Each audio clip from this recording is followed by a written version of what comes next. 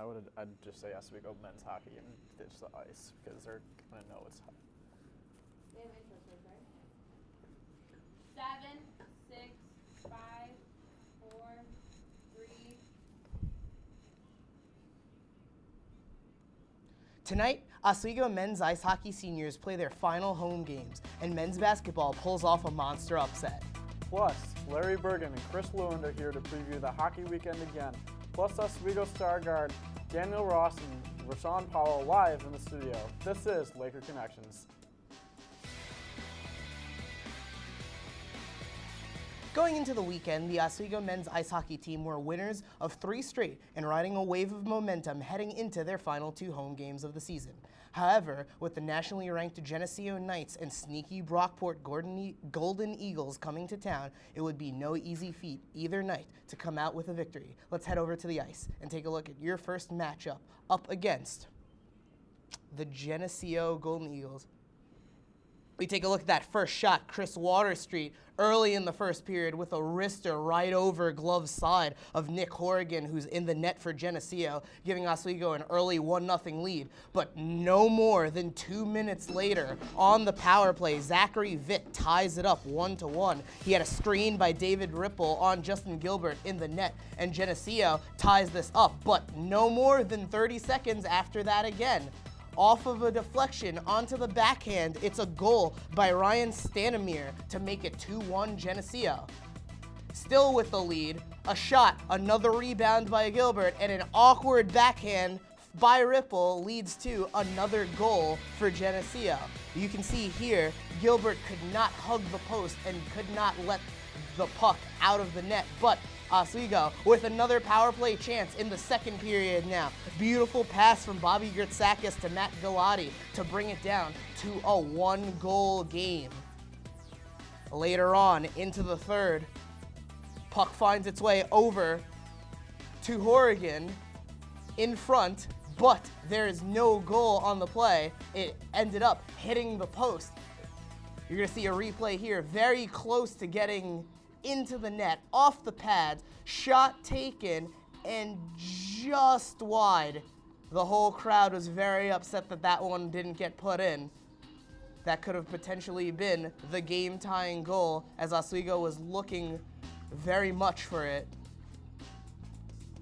And now they move ahead to the Brockport game. After Geneseo gives them a tough 3-2 loss, you see Brockport throwing that puck at the net, and Chris Cangaro gets the goal for the Golden Eagles to put them on the board just 4 minutes into the game, coming off a huge 5-3 victory over Cortland. And later in the first, just halfway through, they score again on a bang-bang play after an Oswego turnover deep in the zone, giving Brockport a 2-0 lead, which was huge. And Gilbert even got his water ball knocked off, but the Oswego State Lakers would not go into the first intermission without scoring themselves. Capitalizing, that is Chris Waterstreet off of a rebound from teammate Gertsakis. And now moving ahead into the third after there was no scoring in the second, Brockport will go back to work around the 4-minute mark again and get a goal to go up 3-1, and they would end up taking that one 3-2. As you said, we have a couple technical difficulties, excuse us for that. So while the men have struggled in a transition season, the Oswego women's hockey team has been having a monumental season. After beating conference foe Utica on the road the night before, the Lakers returned to the ice looking for a sweep on Sunday afternoon. And I'll have your highlight read of that in another very exciting matchup between both women's sides looking for crucial ECAC wins nearing the end of the season.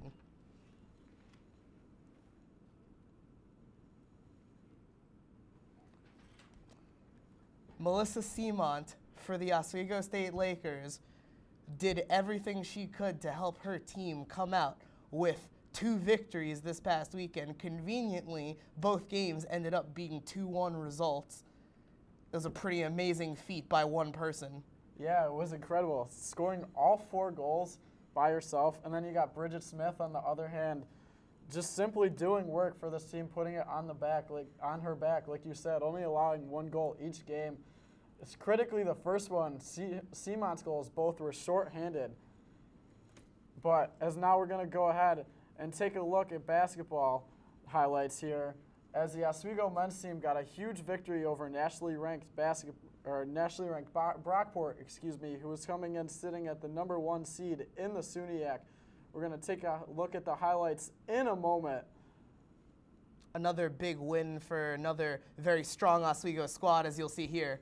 As you see, Brockport started out strong early, but Oswego would fight hard to get back into this one, taking the lead with just 6 minutes left in the first half, and then they would not look back. As you see, a couple threes strayed, and then another move by Daniel Ross to dish up that assist to continue to extend the lead. As the game advances, Brockport would get a little fight, but they would come up with no answer as Oswego gets that layup at the buzzer to go in the half with an 11-point lead, which was huge for giving the momentum they needed to carry them through the second half of this game.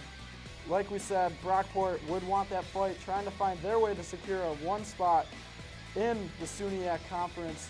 But now we're going to jump into the second half here as we see another drive and getting it to go, and the lead continues to extend for this Oswego team as they just continue to make basket after basket, not letting Brockport do anything defensively as they just simply broke through that defense. And another three from the corner. This time it was Tyson getting that three, the freshman. And now as the lead continues to grow again for the Lakers, Sampson will kick it out to Kyle Coveley for his 1-3 of the game, extending the lead to 10. Now Brockport would attempt to make a little bit of a push again, bringing that lead down back to 6 again with Brandon Carruthers, as you're going to see in a moment, get that ball into the lane. The little guy, just 5'9", not afraid to go down and do the dirty work. But however, that would be the last time Brockport could even sniff a chance of coming back to win this game, as the Lakers would continue to pull away, as you're going to see a couple more highlights, and to get the final 95-83, taking advantage of Brockport's leading scorer, John Ivey, going down with an injury late in that game. And now, when we come back, Oswego State senior Daniel Ross and Rashawn Powell will be live here to talk about the Lakers' big win over Brockport and what they're thinking going into this weekend's huge matchup against Cortland. This is Laker Connections.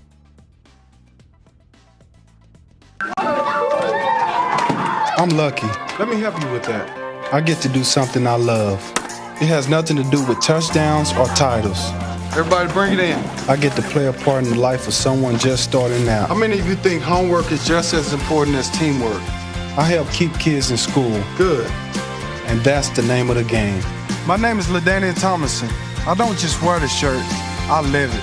Give, advocate, volunteer. Live United.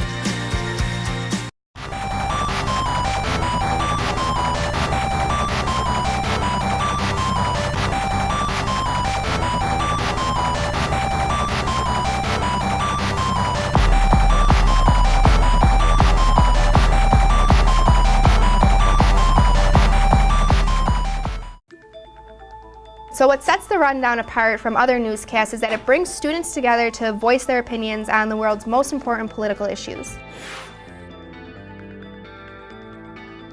There seems to be just more events going on in 2012 than there were in previous years combined. This nation is based on the foundation that we choose the government. Do we use 1, 2, and 3? We work hard to bring you the most up-to-date, relevant coverage of the stories you should be following. The country has now gone over the fiscal cliff. Is gun control necessary? How much is too much? Does it surprise you that it's taken this long to have a serious talk about gun control?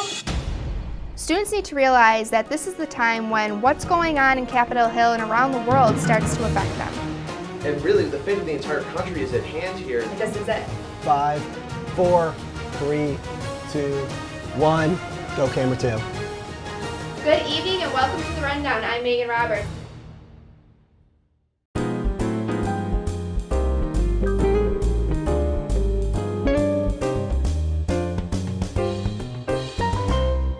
Hello and welcome back to Laker Connections. I'm Sebastian Edmond. At this time, we would like to welcome in our special guests from the Oswego State men's basketball team, Daniel Ross and Rashawn Powell. Gentlemen, pleasure to have you guys on the show tonight. Glad to be here.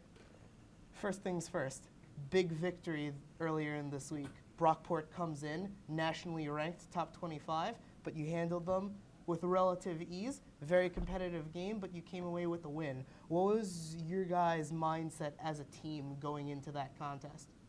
We just thought that we needed to come out aggressive, play hard. We knew that they were the #1 team in the conference, and we just wanted to come out and play our game and not let them dictate. Agree with Dan. We just wanted to take away the easy baskets, transition, and actually take care of the ball and just follow the scouting report that coach prepared for us. Moving on to this weekend's matchup, final game of the year against Cortland. You guys are in the playoffs, but this game can determine a lot of seeding. Obviously, I'm sure you both wouldn't be opposed to another home game, but what is the mentality that you both have going into this game, knowing that it can help your playoff chances a lot just simply on positioning? We just want to come out and play our game and just dictate the game. We just want to make sure that we play well as a team. We're not worried about the other team. If we play our game, we feel like we're the best team in the conference. Same thing. I agree with Dan said. Basically, Cortland big men, we just take away the easy baskets and we'll be okay. So. Now, let's take a little individual look at both of you guys. Dan, senior year. It's been one amazing year for you. What are your thoughts on your last year of playing with this team? It's been a great season for me personally. I'm having fun. We have a great group of guys on the team, and I'm just looking forward to getting into the SUNYAC tournament and hopefully leading my team to a championship. What's the one thing that you're going to miss the most when the season's all over? Just the team. We have a great chemistry, and I just love the guys we play with. Now, Rashawn, you're 1 year away from being in the same shoes as Dan. You still have one more year of play, but you've had an amazing year yourself. What is your role going to be next year, being that senior on the squad? Pretty much the same as this year, trying to motivate my team to stay focused and keep a positive mind and just play one game at a time. Now, Dan, what's the one thing you're going to miss the most after leaving this team? Probably Rashawn. It's my main man right here. No, I just feel like it's my senior year. I'm just gonna miss playing, really. Like, I'm gonna miss it a lot. I like the group of guys we have, and I feel like we have a good team, and we're gonna do something in the SUNYAC tournament. I feel it. Now, going into the season, right at the beginning, no matter who's gonna be around, who's injured, who's not, who's graduating, who's not, what is your thought process? And how has it changed from day one to where you guys are right now? Well, no one gave us a chance, really, because we lost so many seniors last year. And then everyone was questioning our coach Leon, and his recruiting class. But we just stuck together, stuck with his game plan, and it all came together at the end. I agree. I just agree with Dan said. So now going into this one more regular season game, why are you guys going to come out with a W against Cortland? I just feel like we're the more together team. We know what we have to do to get the job done. We had a great win here on senior night against them, and I feel like if we came out with the same mentality as we did against them and Brockport, that we'll have a good game at Cortland and we'll come out with the victory. Yeah, just getting after the game and not holding back. Just play loose like the coach says. Very good. All right, guys, thank you for joining us. Appreciate your time here, and best of luck in your last home game. When we come back, Scott is going to sit down with WTOP hockey analyst Chris Lewin and Larry Bergen to play some true or false about the men's and women's hockey teams' big matchup on the road against Plattsburgh. This is Laker Connections on WTOP 10.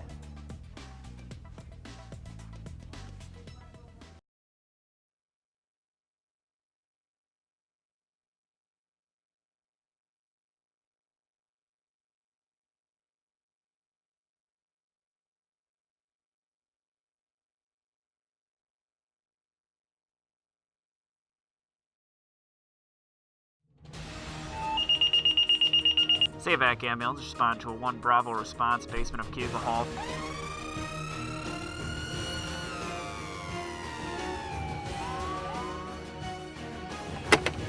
Dispatch, SAVAC 1, en route.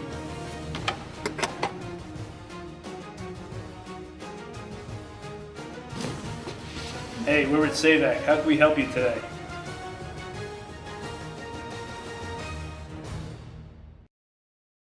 So our show's called Weekend in Oz, but we air on a Wednesday. So Yeah. What does... It's really weird. So it should be like weekday in Weekday Oz? in Oz or like Weeknight?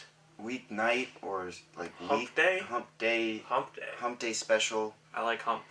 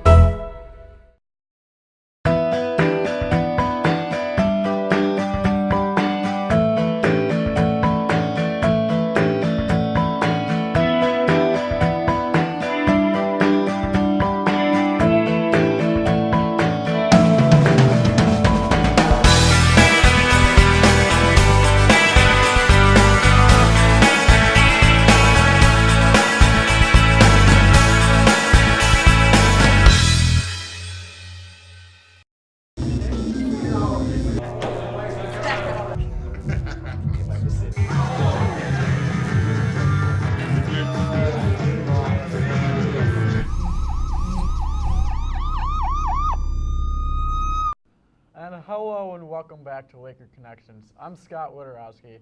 We now want to bring in our very own Chris Lewin and Larry Bergen. Guys, thanks for coming in. We now want to play a brand new game here for Laker Connections called Fact or Fiction. We'll start with you, Larry. Okay. We're looking ahead to the women's and men's hockey games coming up this weekend. We're going to start with the women's side. Fact or Fiction. Bridget Smith, nominated as ECAC West Goalie of the Week. Does she get the start this weekend in at least in one or more of the games? Not only is she going to get the start in one of the games, she's going to get the start in both the games. Oswego State women's ice hockey team are 8-2 in their last 10, and that's all because of the leadership of Bridget Smith. She is the only goalie on that squad to not lose a game. She's undefeated on this team, and her great leadership and good goalie skills has led this way into the playoffs. She's definitely going to get both starts this weekend. Now, Lewin, over to you. What do you think? See, this depends for me because obviously for me she's getting the start Friday night against Plattsburgh. But if all the teams are settled, the Lakers are secure in a playoff spot and won't have the chance to move up or down, you'd probably see the senior Catherine Cote. She was sick last weekend. It's not an injury that the team has to really worry about. She's back ready to go. So if they are locked, you would see Cote on Saturday because of senior night. But if it's still competitive, Bridget Smith gets the start 100%. All right. Now, thank you, guys. Now we're going to move ahead. Melissa Seamont, she's been on a point streak for the last 4 games, having 4 goals and 2 assists over her last 4. Lewin, we're going to start with you at this time. Fact or fiction, that point streak continues on Friday night. If the Lakers are to score against Plattsburgh, which is very tough to do, but Canton was able to do it last weekend, and that's a team who Oswego shut out twice. If Oswego does score a goal, Melissa Seamont will get a point. It's always that top line of Smetaniuk, Borison, and Seamont getting on the board together, and you have to think that they would be the players to get on the board, the 3 seniors, the starters for the Lakers, if Oswego is able to put one past Plattsburgh. All right, and Larry, fact or fiction? She continues her point streak. I think it's a little bit of a fiction because Melissa Seamont is way too quick for her entire Oswego crew. Oswego hasn't scored against Plattsburgh in the last 3 years. The last time they scored a goal against Plattsburgh was January 30th, 2011. So it's going to be very tough if her and Olivia Borison's going to get on the same page with one another. So I don't think she's going to get a point. Interesting to see a little split decision there from you guys. All right, so now we're going to stick with you, Larry. A fact or fiction? The Lakers will pull an upset and win at least one of the games this weekend. It's very tough. Like I've been saying, Plattsburgh has had their number. Plattsburgh has only had 1 loss the whole entire year. They're gonna, if it's gonna be a win, it's probably gonna be Saturday night when goalie Allie Ross is gonna take over for Plattsburgh to get a little bit of breathing room for Plattsburgh. So I think if any night that Oswego is gonna win, it's gonna be on their senior night. And Lewin, what do you think? You know, I'm gonna say fiction for this one, not because the team for Oswego isn't good, it's just because Plattsburgh is that much better. They are the top team in the nation for a reason. They have won almost every single game. They have held their opponents to under 15 goals this entire season. That's tough to do. And in conference, under 10. So the Plattsburgh State Cardinals are a team, I know the best matchup you can point to is the Elmira matchup, where they did bring the Soaring Eagles into overtime, but Plattsburgh is a much better team than Elmira, and it's going to be a very difficult weekend for the Lakers. Yeah, just a reminder, they take the ice against Plattsburgh Friday and Saturday night, both games at 7. But now we're going to move ahead to the men's side. True or false, Chris? The Gilbert will start both games this weekend after 2 tough losses to Geneseo and Brockport last weekend. I'm going to say false on this one, I think, because we saw some struggles at Justin Gilbert. And yes, he played solid hockey, but maybe a little shake-up, even though it's towards the end of the season, would be good.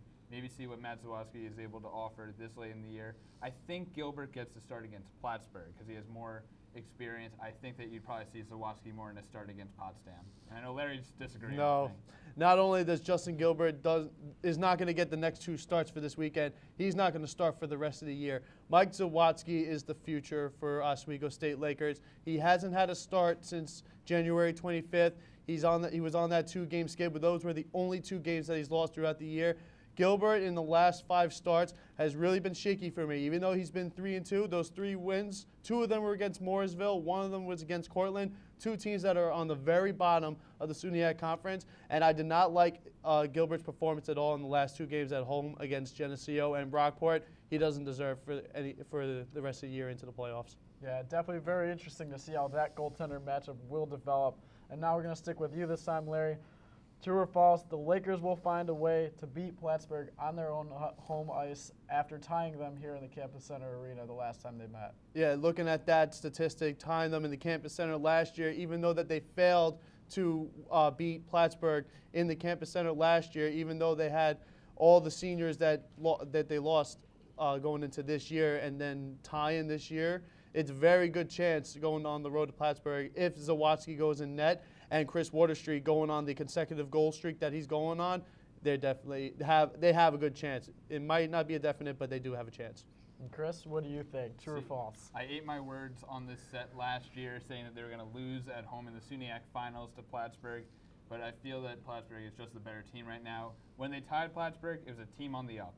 This team was rearing and ready to go, and over the last few weeks, and even with beating Mooresville, there was still a shaky game in that one. This team is not as good as they were last season. It's still a very young squad, so I just don't see them pulling off the victory this Saturday. That's interesting. So now the final thing.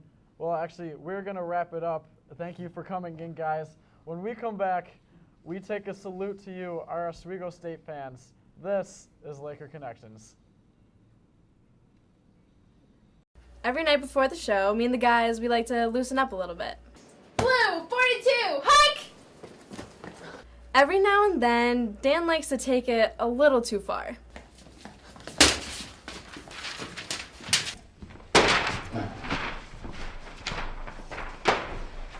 But hey, the show's all about competition, so we'll take it. Stupid Dan with stupid football and stupid running.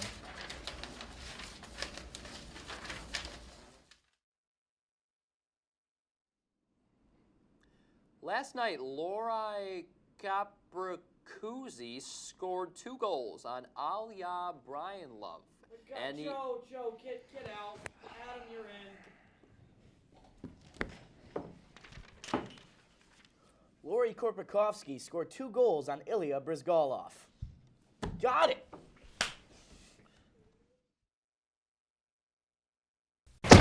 Hey guys, this is my teenage friend Fred.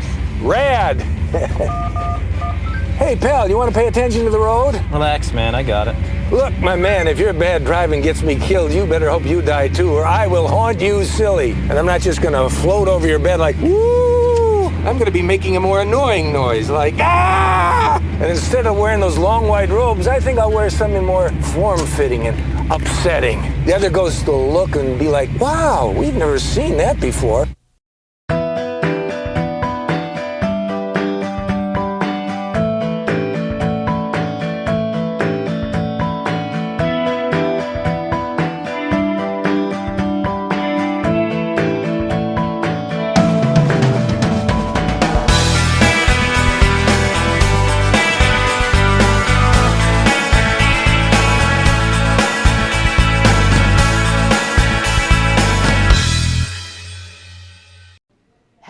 And welcome back to Laker Connections.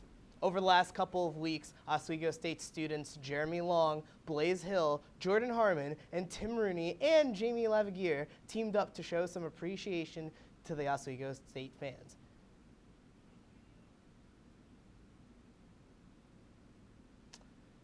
In the fall of 2010, the seniors who will be graduating in May got to witness their fair share of success on the ice. Oswego State has made the Frozen Four each of the last 3 seasons and has also won the SUNYAC Championship in 2013. They also got to experience 5 whiteout games against rival Plattsburgh State, securing 3 victories. Seniors Kyle Badham and David Titanic were joined this season by 19 new faces, including freshman standouts Matt Galati, Alex Botten, and Kenny Neal. Titanic and Badham were placed in charge of teaching the new crop of Lakers after being named captain and assistant captain respectively.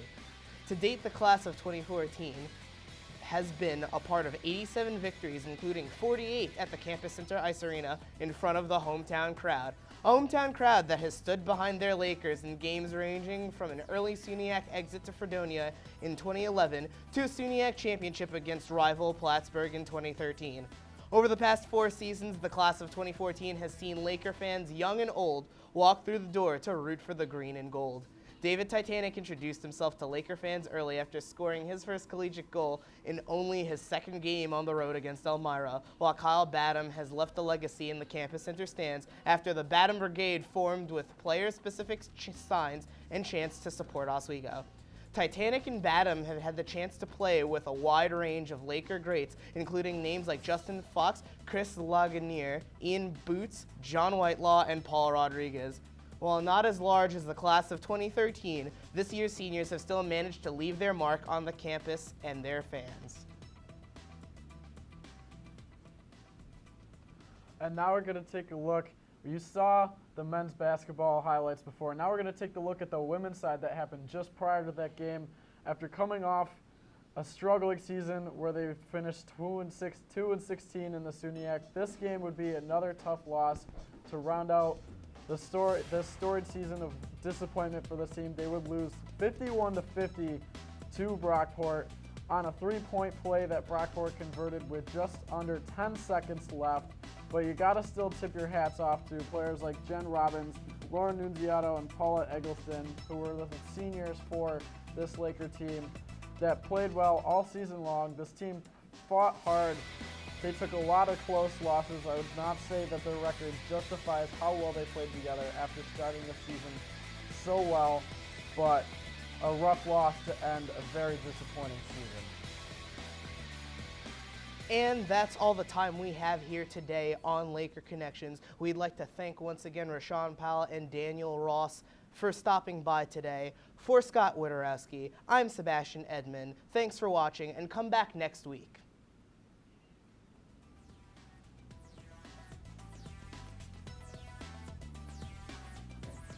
Rob, what's up? How's it going? Guys, this is my cousin Rob from Michigan. What's up? He's a teenager. Hey, what's totally. Up? All right. Oh, hey, you want to slow down? No. Really? Huh. Hey, you know what a beautiful animal is? A horse. A horse. Yeah. Beautiful mane. Unbelievable muscle tone. When it runs, it looks like poetry in motion. It's the most beautiful thing on earth. And sometimes when you feed a horse, its lips will tickle your hand. Just tickle it just a little bit. It makes me giggle sometimes. I don't know. I guess what I'm trying to say is, if you don't slow down, I'm gonna bite into your head like an apple. And thanks, guys, for listening to my horse stories. I could talk about ponies all day long.